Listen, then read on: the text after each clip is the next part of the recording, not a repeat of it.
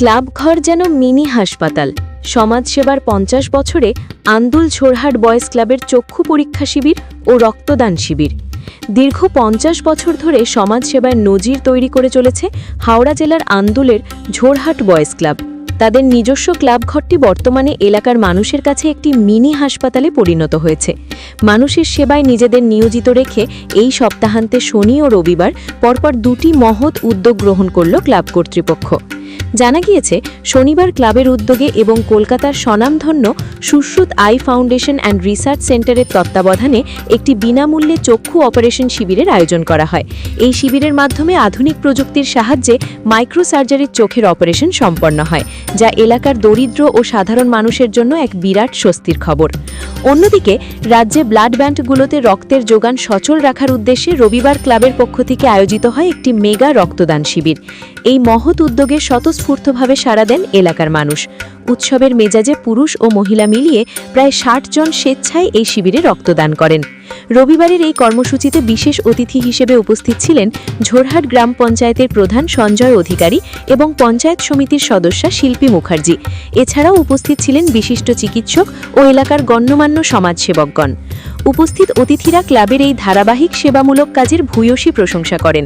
তারা জানান, বিগত 5 দশক ধরে ঝোরহাট বয়েজ ক্লাব যেভাবে স্বাস্থ্য ও সমাজ সেবার মাধ্যমে সাধারণ মানুষের পাশে দাঁড়িয়েছে এবং নিজেদের ক্লাবঘরটিকে একটি মিনি হাসপাতালে পরিণত করেছে, তা গোটা সমাজের কাছে এক অনন্য দৃষ্টান্ত।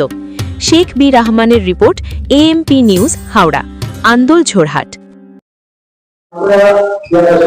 বর্তমান খুব খারাপ সময় যাচ্ছে। এসআইআর প্রক্রিয়া চলছিল, শীত থেকে বড়, আবার নির্বাচন। বিশেষ করে ব্লাড ব্যাঙ্কগুলোতে ব্লাড নেই। কালকে আমি ফোন করেছিলাম ব্লাড ব্যাঙ্কে, এখন থেকে এক্সচেঞ্জ শুরু হয়ে গেছে।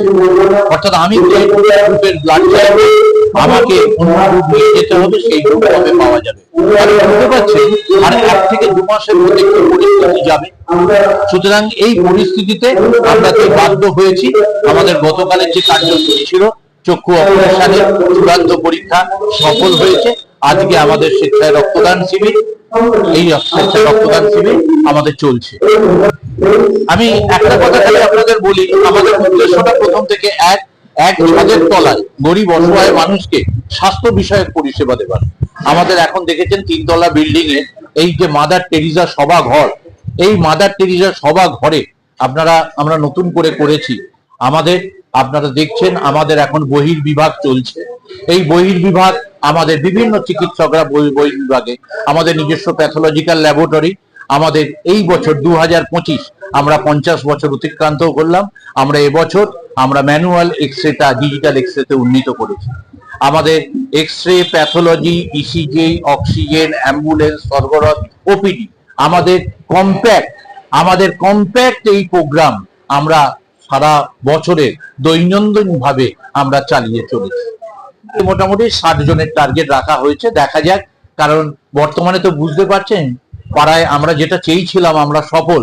পাড়ায় পাড়ায় রক্তদান শিবির সংগঠিত হচ্ছে, কারণ মহামান্য সুপ্রিম কোর্ট পেশাদার রক্তদাতাদের রক্ত দেওয়া বন্ধ করেছে। অর্থাৎ আজ এইডস, আজ HIV, এটার জন্য মহামান্য সুপ্রিম কোর্ট পেশাদার রক্ত বিক্রি করে আর কেউ সংসার চালাতে পারবে না। তাহলে এই ডেফিসিটটা পূরণ করতে হবে কাদের? আমাদের মতো স্বেচ্ছাসেবী সংগঠনদের। তাই আমি সমস্ত মানুষদের কাছে আবেদন রাখছি এবং রাজনৈতিক নেতৃত্বের কাছে আমার আবেদন যে ভোট আসছে, ভোট আসবে, ভোট যাবে, কিন্তু মানুষ চলে গেলে আর মানুষ ফিরে পাবে না। নেতাদের বলবো, আপনারা যখন প্রচারে যাবেন, পাড়ায় পাড়ায় অন্তত একটা করে ক্যাম্প করার কথা বলুন। 10টা হোক, 20টা হোক, 15টা হোক, মানুষ যাতে বেঁচে থাকে। নির্বাচন আসতে সরকার যে কেউ গড়বে, আমরা চাই সেই সরকার চলুক, কিন্তু মানুষ বেঁচে থাকুক। আজকে ঝোরহাট বয়েজ ক্লাবের এই যে স্বেচ্ছায় রক্তদান শিবিরে আমরা আরো একটা আবেদন রেখে যেতে চাই, যে বোন পাবে ভাইকে ফিরে, মা পাবে ছেলে, আর স্ত্রী পাবে স্বামী ফিরে কিছু রক্ত পেলে। ভারতবর্ষের জাতীয় সংহতিকে সুদৃঢ় করতে, ভারতবর্ষের সাম্প্রদায়িক সম্প্রীতিকে অক্ষুণ্ণ রাখতে, হিন্দু, মুসলিম, শিখ, খ্রিস্টান, ইসাক ভাই ভাই এই কথাটি মনে রেখে, এবং রামের রক্তে রহিম বাঁচবে আর রহিমের রক্তে রাম বাঁচবে, পশ্চিম বাংলার এই সংস্কৃতিকে বাঁচিয়ে রাখতে, ভারতবর্ষের এই সংস্কৃতিকে বাঁচিয়ে রাখতে এই রক্তদানের মতো আর কোনো কাজ নেই যে মানুষের সাম্প্রদায়িক সম্প্রীতিকে আরো সুদৃঢ় করবে। দিব্যেন্দু ব্যানার্জি, সাধারণ সম্পাদক, ছোড়হাট বয়েজ।